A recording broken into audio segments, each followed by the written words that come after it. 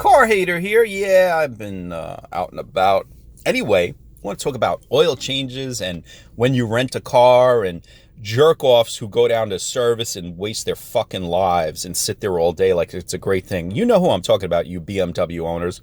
Oh, well, they have pastries and all types of stuff at the dealership. And, some of these real high-end dealerships, they have pool tables and newspapers. It's really cool. Yeah, get a fucking life.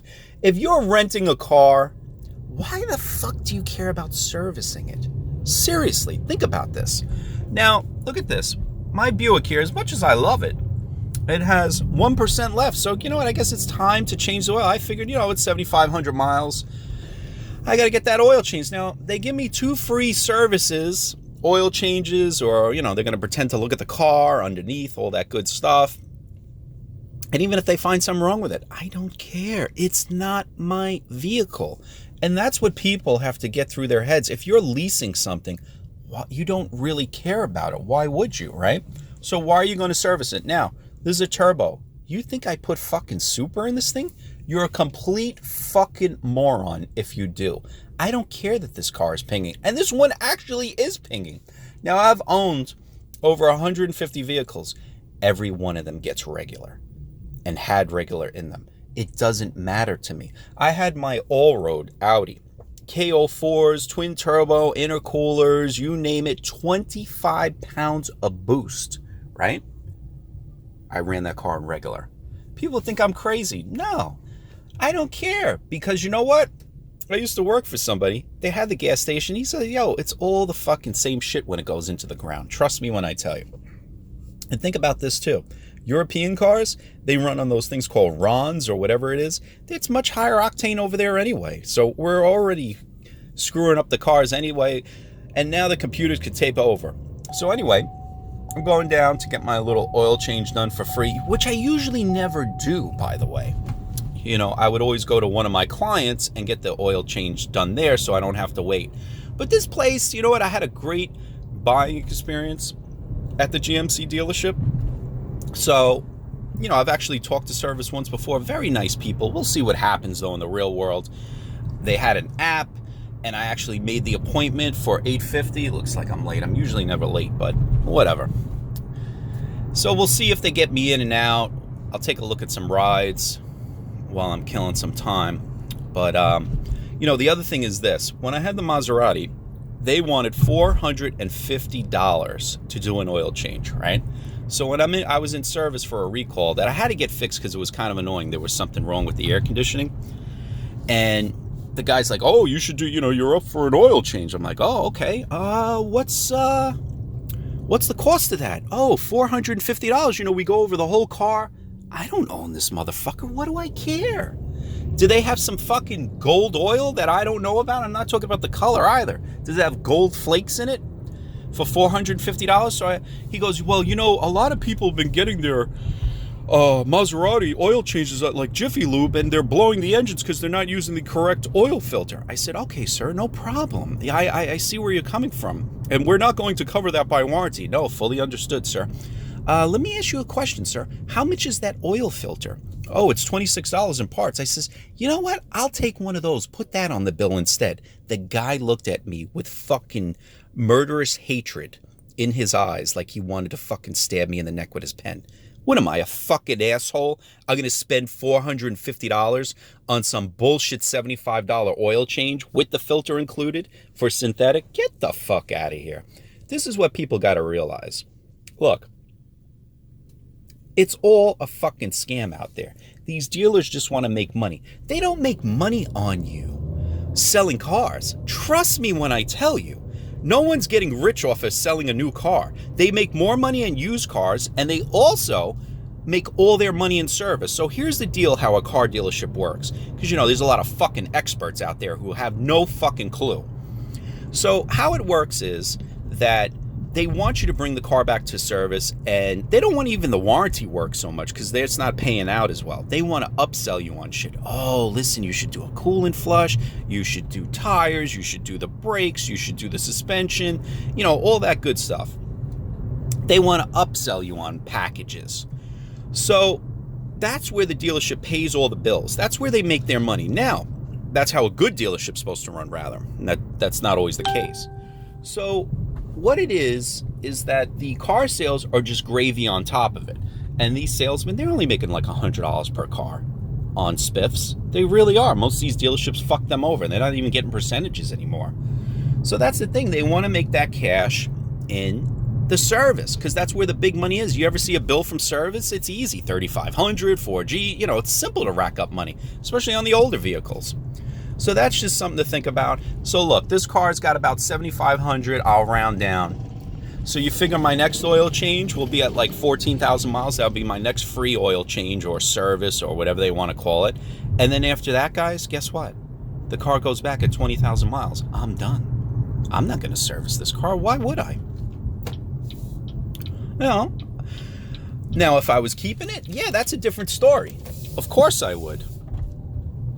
I would definitely service this car more. You know, oh, get your oil change every 3,500. Now, here's the crazy part about this one. Yeah, I'm rambling a little bit. How many minutes? 5 minutes? 6 minutes? Wow, 6 minutes. Cool. Here's the other crazy part. My old Audi, if you look back at my videos, remember that red Audi 5000 I had? That thing had like 250,000 miles. If you were to pull out the dipstick, right? You couldn't even tell there was oil on the dipstick. Well, what do you mean? Was there no oil in it? No, it was that clean. It was so golden, beautiful, rich oil. I don't know if you know, I love the way oil looks great when it's clean. It was so clean you couldn't even tell it was on the stick. Like you'd have to put the napkin on it just to make sure it was there. That's how clean that inside of that engine is.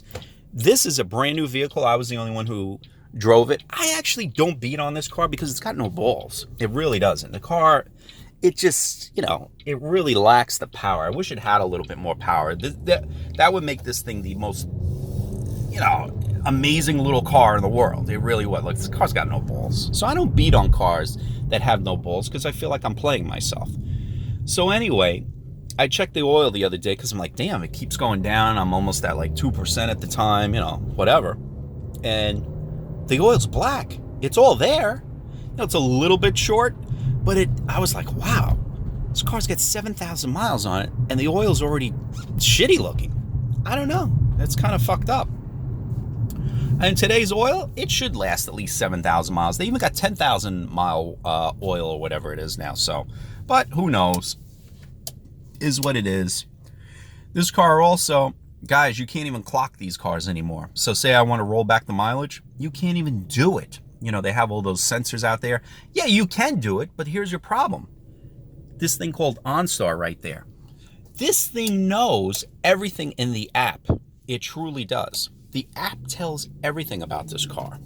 So in other words, then you get monthly emails about, oh, you did this many miles, all this. It also has within the app that if you over accelerate, if you do hard braking, how many times, it actually is scoring your driving record on this vehicle. So all the data is being clocked inside a master computer somewhere.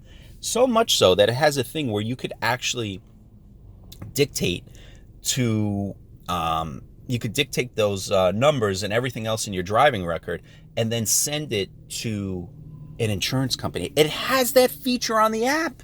And it's grading you what kind of driver you are. Can you imagine this shit? It is fucking scary today that how you can't do anything anymore.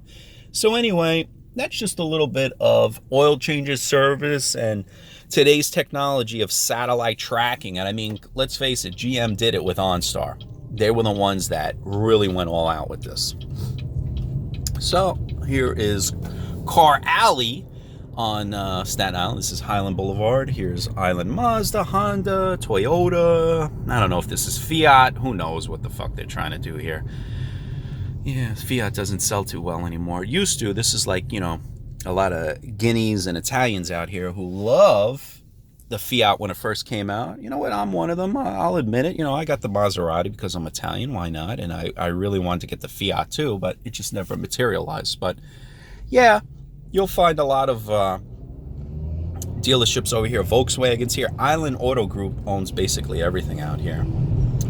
And this GMC dealer where I'm going, they're their own entity. I think they have another dealership up in upstate New York somewhere. But I've never bought a car from anyone on Staten Island or even New York. I always went to Jersey because I always had a down, I was being prejudiced. I have this stigma against buying from Staten Island because everybody out here is a fucking asshole like me. And everybody's a wannabe fucking mobster. But it was actually the best experience I ever had buying a car. And I would definitely do it again. I have to say, I was in and out. They had upfront pricing. It's a shame I'm not doing their marketing and advertising because I could really, really do a lot better for them. They have really shitty graphics. But, nobody wants to listen. I even spoke to the general manager. Real nice guy, but, he's a fucking blockhead when it comes to advertising, and he just doesn't listen. But it is what it is. That's what you have to deal with in this industry, But I see dealerships all the time where I can make improvements. But if you really wanted a real nice car and you wanted to see everything in writing on a sheet of paper, not like these other fucking jerk-offs, this would be the place to go where, they're going to tell you the fee. Actually, the dock fee. Here's another thing. Dock fees, guys, in Jersey could be $5.99, $7.99. You have no idea. Here, the dock fee is mandated and capped with the compliance thing at $75. So I just figured I'd show you the front of this place as I drive in. Here you go. Why not? I'll pitch them. Fuck it. I'm not getting any money out of it, but what are you going to do? All right, and there you have it.